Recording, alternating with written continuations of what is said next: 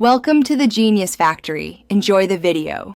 You start by confirming your Gigabyte model and BIOS revision so you know available Secure Boot and TPM options.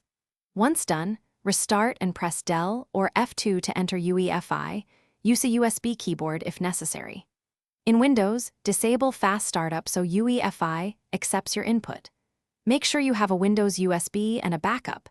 This prevents data loss when toggling firmware settings. These steps prepare you to change Secure Boot and enable the FTPM without guessing which firmware menu to use.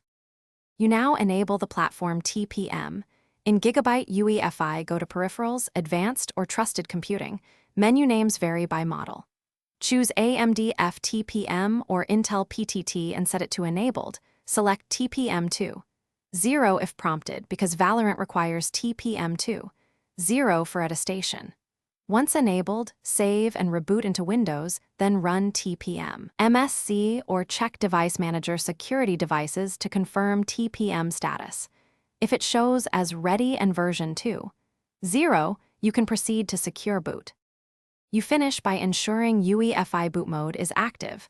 Legacy mode breaks Secure Boot. Then enable Secure Boot and set OS type to Windows UEFI.